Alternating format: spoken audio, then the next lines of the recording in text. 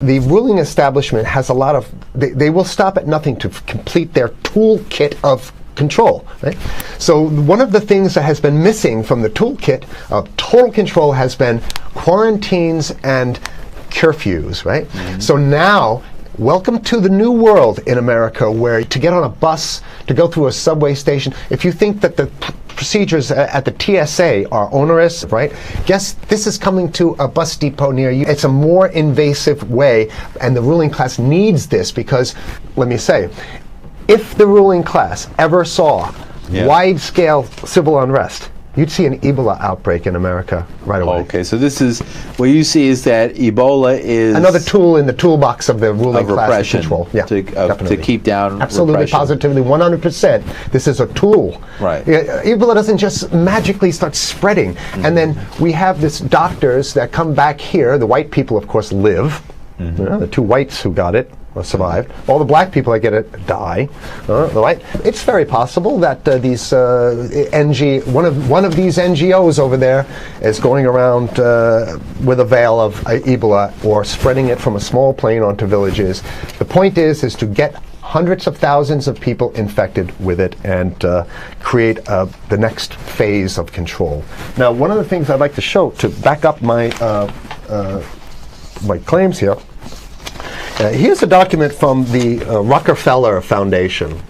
Rockefeller Foundation, right there. You can zoom in on that, where my finger is. It's called Scenarios for the Future International Development, the Rockefeller Foundation. All right? Okay, let's take a look at what they're saying here. This is something like a 50, 60-page document. I'd like you to go to page 18, if you can look at this up on the internet, but I'll read it off to you. It's called lockstep, lockstep. And this is a phrase that I used right after 2001 when I saw the entire system of the United States, including the population, were in lockstep. So the Congress went along, and yes, it was Osama bin Laden, and the people waved their flag and said, I hate, hate, hate, hate, and everything was in lockstep. Well, in 2010, they published this, Rockefeller Foundation, and here's what they're saying. They're saying that they call it a scenario. These are scenario narratives, and they speak about it in the past tense. So they put out this scenario, lockstep. A world of tighter, top-down government control and more authoritarian leadership with limited innovation and growing citizen pushback.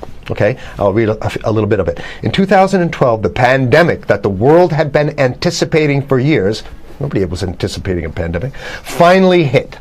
Unlike 2009's H1N1, this new influenza strain originating from wild geese, they use some scenario, but this is Ebola they're talking about. Ahead. Even the most pandemic-prepared nations were quickly overwhelmed when the virus streaked around the world, infecting nearly 20% of the global population and killing 8 million in just 7 months, the majority of them healthy young adults. The pandemic also had a deadly effect on economies. You can see the agenda. Just naked, raw, naked control agenda written down, and it's anybody's guess how this becomes effectuated in real life. So whether this is written specifically as marching orders or whether people take it upon themselves in the intelligence networks to say, okay, well, this has been produced, so this is the plan here. But these narratives have to be written in advance because the intelligence agencies don't know how to do these narratives. They need help. So these think tanks, they come up with these like Rand Corporation, Rockefeller Foundation. These are think tanks of death. They're not the think tanks, they're not there to find great ways to help people. Right? Okay, the pandemic also had a deadly effect on economics. International mobility of both people and goods screeched to a halt. Which is what they want. They want a completely isolated world, right? Debilitating industries like tourism and breaking global supply chains. Well, of course they want tourism stopped because they're not in the tourism business. And they want you at home in your house in front of the TV. Then they got you. Because once you watch the TV, they own your soul. Even locally. Wait a second, we're on television. I mean commercial television, let's say. national. Even locally, normally bustling shops and offices sat empty for months. Okay, so I love how they talk about it in the past tense in 2010. Right? The pandemic blanketed the planet, though disproportionate numbers in Africa died. Southeast Asia and Central America, where the virus spread like wildfire. It sounds like the opening monologue of a disaster movie, right? Exactly. Now listen to, here's the good stuff now. But even in developed countries, containment was a challenge. Now here's this one. I love this one. The United States' initial policy of strongly discouraging, in quotation marks, strongly discouraging citizens from flying proved deadly in its leniency. So they're saying, that... No, keep going. Okay, Read it. Just proved read it. deadly in its leniency. So they should have been tougher, right? Accelerating the spread of the virus, not just within the United States, but across borders. However, a few countries did fare better. China in particular. The Chinese government's quick imposition and enforcement of mandatory quarantine for all citizens, as well as its instant and near hermetic sealing off of all borders, saved millions of lives, stopping the spread of virus far earlier than in other countries. So the message is here is we have to look towards the Chinese, the oppressive totalitarian Chinese regime as an example of what we need to be doing here. And of course, the ruling class here loves the Chinese regime because they have demonstrated to the ruling class the most efficient form of capitalism, which is authoritarian capitalism. So we have capitalism, but unfortunately we have this veil. I get it. We have this veil of democracy. This is very interesting. This is continue on. Okay. China's government was not the only one that took extreme measures to protect its citizens from risk and exposure. During the pandemic, national leaders around the world flexed their muscles, flexed their authority, and imposed airtight rules and restrictions. You can see the agenda. Okay, go. Okay.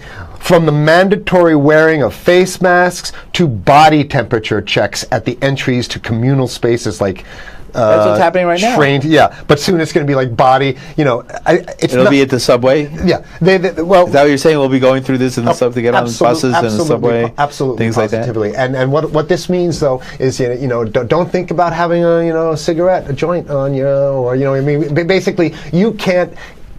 This is a dragnet for everything. So if in order for you in other words, just like with stop and frisk, this is ultimate stop and frisk. This is the ultimate cavity stop and frisk, cavity search kind of thing. All right, so during the pandemic, national leaders around the world flexed their authority. Now there's some good stuff. Listen to this. And even supermarkets, they want body checks at supermarkets. Okay, so basically what they're saying is they're building a system where every move you make, you got to go through them. You can't get food. Well, how about if you go to the farmer's market? Right. Here's the good stuff now. It just keeps getting better. Even after the pandemic faded, this more authoritarian control and oversight of citizens and their activities stuck. And even intensified. That's the whole point. So they're going to get rid of... Did that happen already with 9/11? Of course. 9/11 was how many? 14 years ago, and we still have all these draconian rules. So they're going to put the body cavity USA searches Patriot and all that. That's right. So in order to get to a supermarket, you got to have a body cavity search. And then when there's no more Ebola, well, you know what? We kind of like this way because we have an complete infrastructure of a control grid. In order to protect themselves from the spread of increasingly global problems, from pandemics and national terrorism to environmental crisis and rising poverty, leaders around the world took a firmer grip on power. Well, what the hell would rising poverty have anything to do with imposing strict citizen controls with face masks? So they're very sloppy stuff here. At first, the notion of a more controlled world gained wide acceptance and approval. I'm sorry. Nobody likes this stuff. They're just saying it. I have to provide analysis. We only have 5 minutes left, so that's my God, okay. Citizens willingly gave up some of their sovereignty and their privacy to more paternalistic states in exchange for greater safety and stability. I mean, that's just a complete naked contradiction to the famous saying that if you think you're going to give up a little bit of security, if you're going to give up your freedom for security, you're going to get neither. That's the long-standing thing. And here what they're doing is They're not even ashamed or embarrassed to absolutely say the exact opposite. They're saying, yes, we all want to give up our privacy and sovereignty for more stability and security and stability. So you don't get that. When you give it up like that, you get the shaft. Can you show us the cover again of what you were just reading? One more time, and then I have two more documents. Right, this is what we were reading here, and just zoom in a little bit so folks can see it. He'll zoom in, don't worry, you can relax. All right. And scenarios for the future of technology and international development. Okay, now I have two more documents. Keep it zoomed. We have the National Security Memorandum of December 10th, 1974. This is Henry Kissinger's brainchild.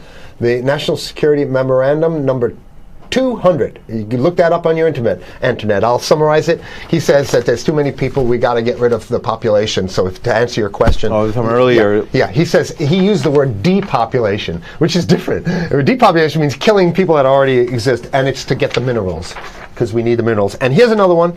The CDC has a patent on Ebola. They patented it. Yeah? Right. So basically, if you want to get a cure for your Ebola, you got to go. It says it right up here, right? It says human Ebola virus species and compositions and methods thereof, and it's a patent. It's a patent. They patented the main strain plus something like 17 other strains of it. So they own it now, and I don't know how exactly you can own that, but apparently they've done the same thing. Yeah, I didn't think you could own a natural. Yeah, you can. They've, I guess the main thing to finish off this show is this: that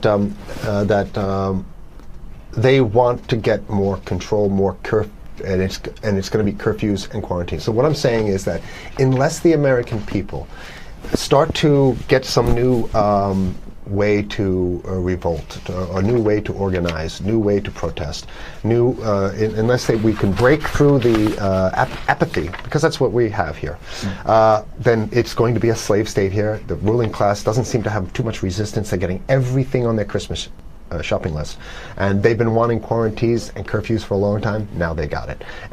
And if you want to live in a world where you're tricked into all this stuff because it's for your safety, right? And if you want to have a probe and make sure you got to check your pockets, make sure you don't have anything incriminating on you before you go out, and when you step out of your house, you want some police there to monitor and see what you're doing. If that's the world you want to live in, be apathetic, don't do anything. You're going to get that world very soon. It's coming your way, definitely. Mm-hmm. Yeah. So what should people do? What's the hope? You have 30 seconds. To wake up, learn about it, and go fight these bastards in Washington. They're easy to beat. If we can just organize, we can beat them. It's simple. They're weak, and there's so few of them.